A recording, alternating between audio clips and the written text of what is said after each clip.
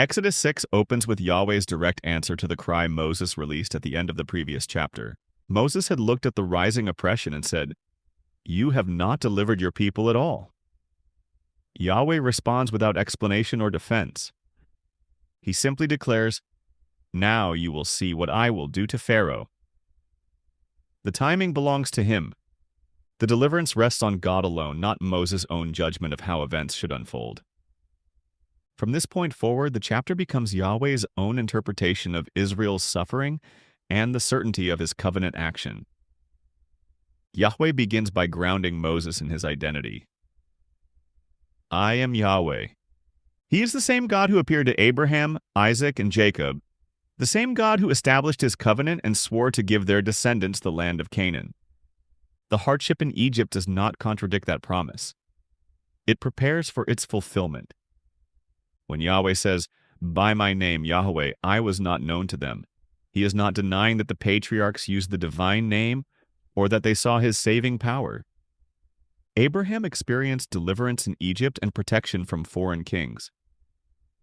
Isaac saw Yahweh restrain Abimelech and shield his household. Yet none of them saw Yahweh redeem a nation with great judgments.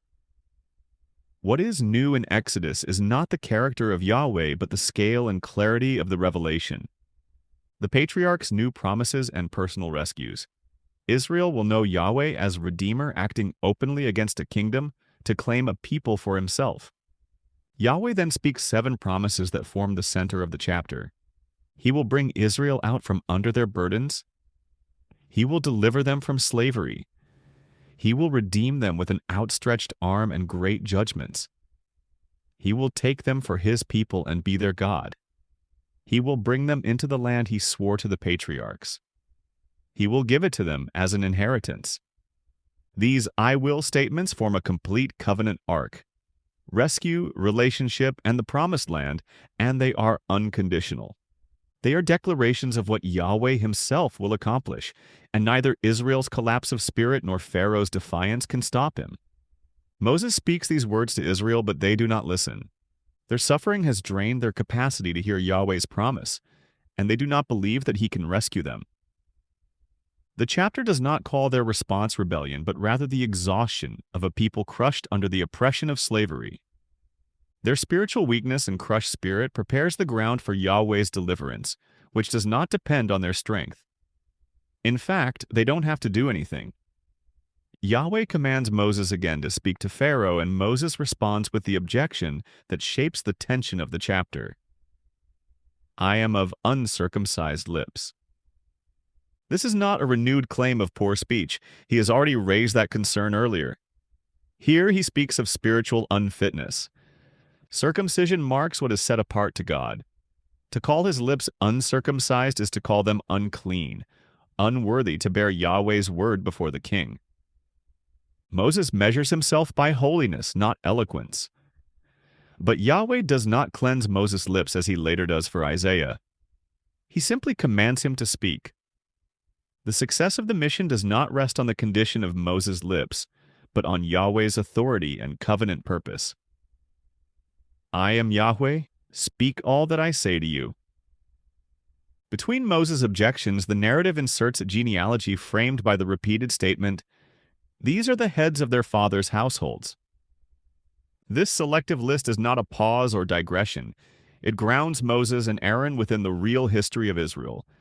The text names the tribes of Reuben and Simeon, and then narrows deliberately through Levi's line to Kohath, Amram, and finally Moses and Aaron. The genealogy is selective because it serves a specific purpose. It identifies the line Yahweh has chosen for both deliverance and worship. The same tribe through which Yahweh brings Israel out is the tribe through which he will establish the priesthood. Aaron and his sons, named here, will later bear the garments of the sanctuary and minister before Yahweh. The genealogy therefore ties the Exodus and the future worship of Israel to the same covenant line, showing continuity between rescue and worship. The repeated phrase, "These are the heads of their fathers' households," frames the genealogy as a self-contained section that establishes Moses and Aaron within Israel's history. The chapter closes by returning to Moses' earlier objection, "I am of uncircumcised lips." This repetition functions as a framing device. The genealogy has now done its work, grounding Moses and Aaron in Israel's history, and the chapter resumes its movement toward Yahweh's command to confront Pharaoh. Moses calls his lips uncircumcised, and Yahweh does not deny it or purify him.